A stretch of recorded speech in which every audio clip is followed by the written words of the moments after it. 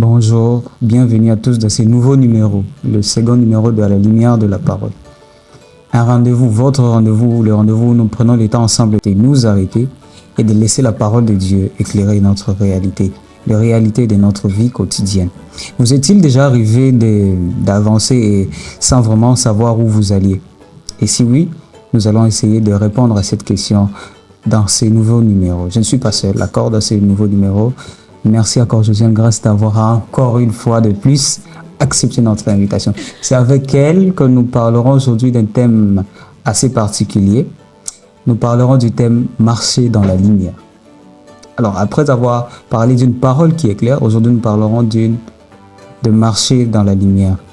La dernière fois quand nous avons lu le livre de Psaume, le 119e verset 105e, deux mots révélés sans cesse. La lampe et les sentiers. Et c'est justement ces deux mots qui nous orientent vers marcher dans la lumière. Josiane Grâce, une question me vient déjà d'entrée déjà de jeu. Comment discerner la voix de Dieu quand tout semble flou et qu'on ne comprend vraiment pas où on va? Ok, déjà, pour discerner la voix de Dieu, je trouve que je peux dire que c'est simple, mais c'est pas aussi simple qu'on le pense. Bon, je dirais que pour pouvoir discerner la voix de Dieu, il faudrait déjà se connaître d'abord nous-mêmes. Ok. Oui, parce que Dieu nous parle, parce qu'il sait comment nous sommes et il nous parle en fonction de comment on est. En plus de nous parler de différentes façons, comme on le sait dans la Bible, songes, prophéties, etc. Mais il nous parle vraiment en tenant compte de comment nous on parle, de comment nous on réfléchit, de comment nous on perçoit les choses. Ouais, un peu. Je vais donner un exemple. Une personne, par exemple, qui vend au marché, une commerçante qui vend au marché, n'a pas la même vision des choses sur l'argent que Jeff Bezos, par exemple. Donc, Dieu ne va pas parler à Jeff Bezos sur l'argent de la même façon qu'il parlera à cette commerçante. Donc, Dieu tient compte de notre façon de réfléchir, de notre façon de voir les choses. Et pour pouvoir discerner la voix de Dieu, il faut savoir que Dieu parle tantôt d'une manière, tantôt d'une autre. Donc, en plus de parler de songes, prophéties, etc., il faudrait qu'on se focalise sur ça. Tantôt d'une manière, tantôt d'une autre.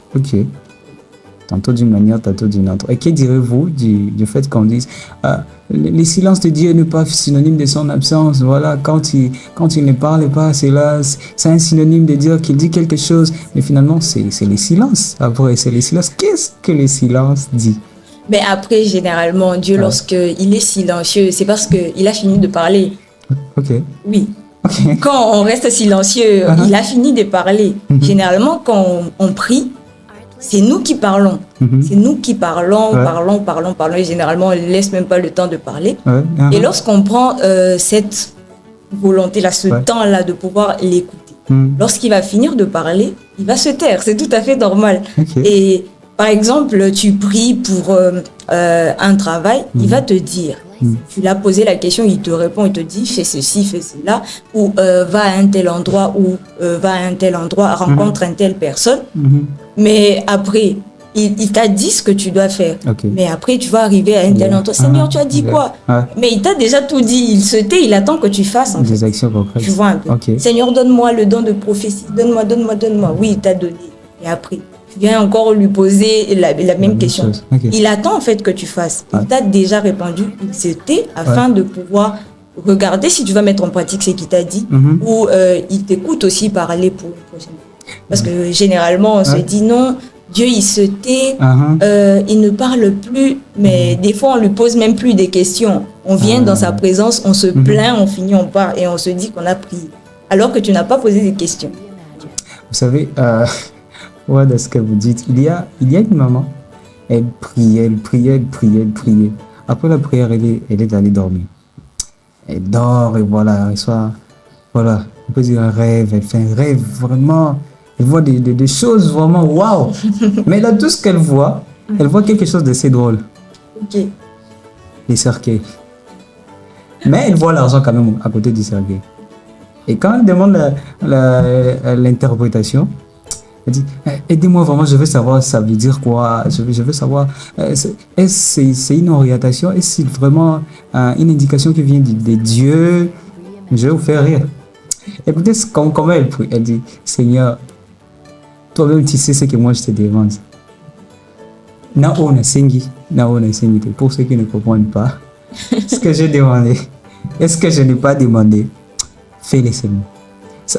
Est-ce que cela est une façon pour la personne, quand quelqu'un prie de la sorte, cela veut dire que la personne n'est vraiment pas sûre de la personne avec qui il marche, ou la personne n'a pas reçu vraiment d'indications claires? Deux fois, on pense que la foi, c'est vrai que c'est de croire en des choses qu'on n'a pas encore vues, mais ça veut pas dire en fait de marcher sans intelligence. Ok. Oui, avoir la foi, généralement on associe l'intelligence au fait de beaucoup réfléchir, de pouvoir de chercher des moyens pour pouvoir accomplir par nous-mêmes ce que Dieu nous a promis. Alors que l'intelligence, c'est pas forcément ça. Okay. Par exemple, l'exemple que tu nous as donné de la maman, il faut réfléchir. Dieu nous a donné l'intelligence pour réfléchir. On sait tous que le cercueil, quand on parle du cercueil, c'est de la mort. Alors, c'est l'intelligence qui nous dit que c'est la mort. Peu importe, dans n'importe quel pays, dans n'importe quelle langue, lorsqu'on parle du cercueil, c'est de la mort. C'est l'intelligence qui nous dit que c'est la mort.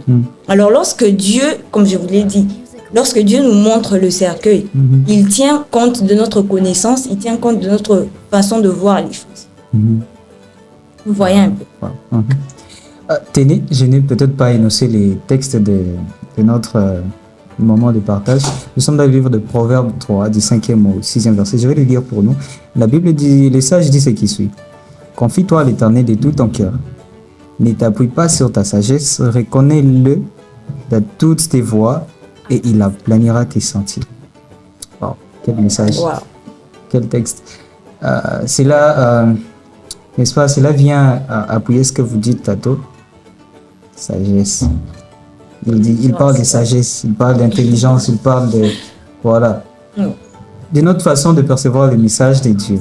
Alors, je me pose une question, celle de savoir, très souvent, quand nous, chrétiens, enfants de Dieu, pourquoi avons-nous tant de mal à laisser à Dieu le contrôle? Même quand on sait que c'est avec Dieu qu'on est en train de marcher, on se dit quand même, je sais que c'est Dieu, mais moi, j'ai aussi mes envies. C'est comme quelqu'un, je vais peut-être vous faire rire, la personne va auprès de son pasteur. Il a déjà des choix clairs à un sujet quelconque. Elle a déjà des choix très clairs.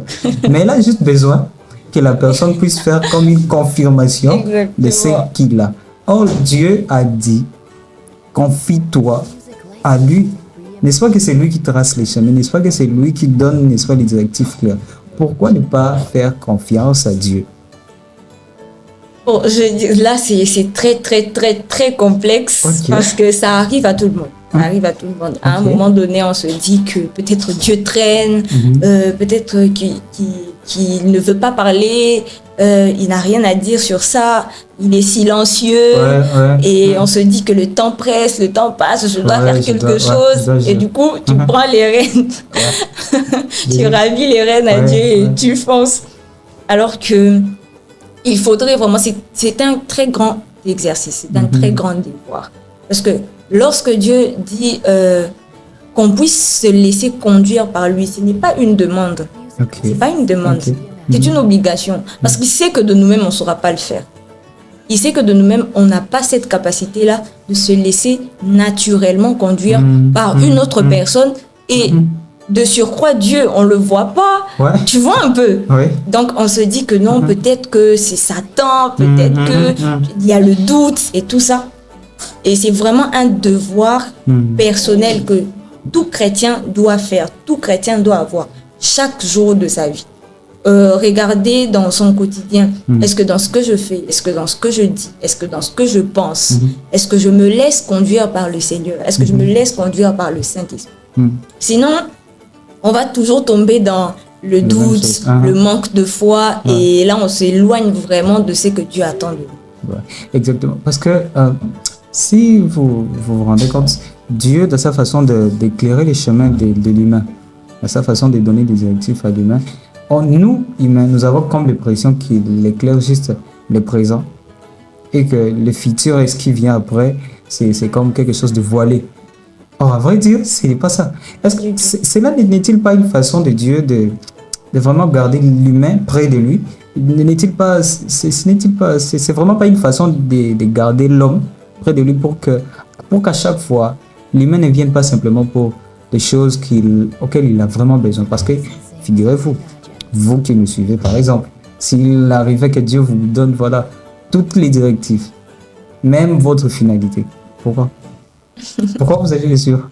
Exactement. Pourquoi? Je dirais que déjà, Dieu ne montre pas que le présent. Okay. Il commence déjà par montrer le futur. Il commence déjà par montrer la finalité. C'est pourquoi même dans la Bible, nous avons Apocalypse. Okay. Nous ne sommes pas encore arrivés vraiment au temps de l'enlèvement. On est déjà enlevé, non. Mais il nous en parle déjà.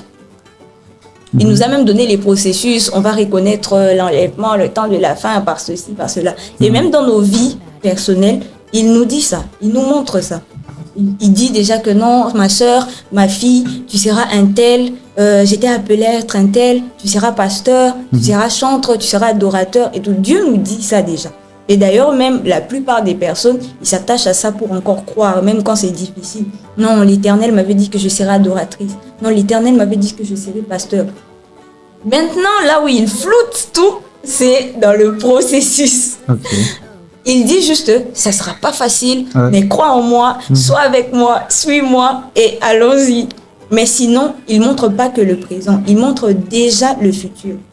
Il montre déjà le futur, il montre déjà notre destinée, si on peut le dire ainsi, notre appel. Mais c'est le processus, il voit que nous devons emprunter. Là, il le garde pour lui parce qu'il est Dieu, il veut que c'est lui qui puisse conduire. Parce que comme vous l'avez dit, s'il nous montre tout, je pense, voilà, la majorité en tout cas d'entre nous, bon, merci beaucoup Dieu, je sais, je connais, donc je pense, je t'attends déjà de l'autre côté, donc ça va pas marcher normalement, donc il faudrait suivre le processus de Dieu, même si c'est difficile. C'est très difficile, hein. C'est parfois très difficile. J'aurais peut-être un témoignage à donner, mais peut-être c'est pas le moment. J'ai une question à vous poser, vous qui nous suivez. Quel est ce choix qui vous fait tellement hésiter ces derniers temps? Vous avez comme l'impression que vous êtes en train d'hésiter entre faire telle ou telle autre chose. Quel est ce choix? Prenez le temps de questionner vraiment. Prenez le temps d'aller approfondir et de savoir quelle est la volonté de Dieu. Quelle est sa volonté derrière ce choix.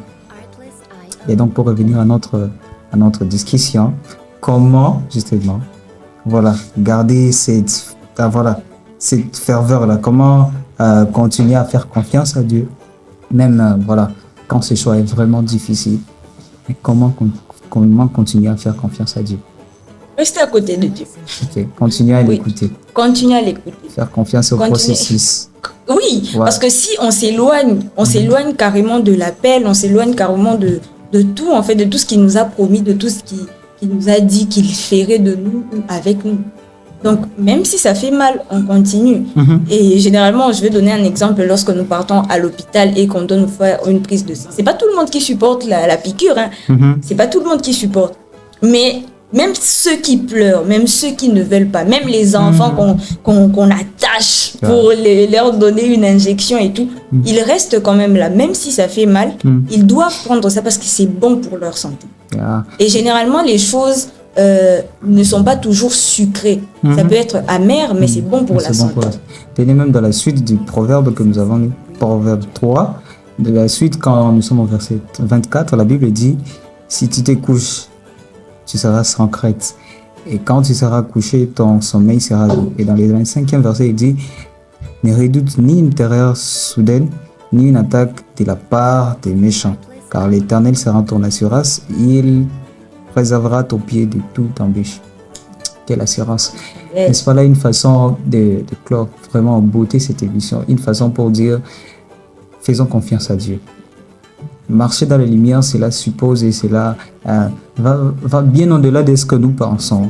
Marcher avec Dieu, c'est faire confiance à Dieu, faire confiance à son processus, parce qu'il a certainement réservé cette terre promise à chacun de nous, quelque chose d'assez radieux, Et cela demande et cela veut vraiment rester à ses pieds pour avoir des instructions claires. Si vous devez finir, si je veux dire, voilà, clore en une seule phrase, un mot d'encouragement à quelqu'un qui est dans l'incertitude, quel sera ces mots et cette phrase? Je dirais que pour atteindre la terre promise, il faut passer par le désert. Il faut accepter de passer par le désert. J'allais donner multiples exemples, mais je m'arrête là. Yeah. Il faut accepter de passer par le désert. Yeah. De l'autre côté, il y a quelque chose d'assez meilleur. Merci beaucoup. Merci Josiane. Grand merci. C'était pour nous un réel plaisir de vous avoir. Mais nous ne finirons pas de la sorte. Je veux prendre un moment de prière avec quelqu'un qui est assez, qui se questionne par rapport au choix. Prions le Seigneur. Seigneur, nous te disons merci, nous te rendons grâce pour ce qu'a été ces moments. Merci Seigneur parce que tu as parlé à un cœur et que tu es prêt, Père éternel Dieu, à commencer ton travail, à faire comprendre à la personne qu'il y a un processus, qu'au-delà même de la promesse, il y a un processus. Nous te faisons confiance, Père éternel Dieu. Commence ton travail. Nous voulons marcher avec toi, main dans la main et te faire confiance. Même pour les choses que nous n'avons pas encore vues, nous te faisons confiance, Père éternel Dieu. Oh, merci Seigneur pour merci Seigneur pour cette promesse éternelle Dieu qui est attachée à tout et chacun de nous. Merci Père parce que tu feras des choses même au-delà même de nos attendements. Nous t'avons ainsi prié à la fois que tu vas agir. Et c'est pour cela que nous te disons Amen, Amen, Amen. Amen. Merci beaucoup. Et c'est donc fini pour notre émission de ce jour. Je vous donne rendez-vous pour un prochain numéro de À la lumière de la parole. Et en attendant, partagez cette lumière autour de vous. Parlez de la lumière de la parole de Dieu autour de vous et que Dieu vous bénisse, paix et grâce.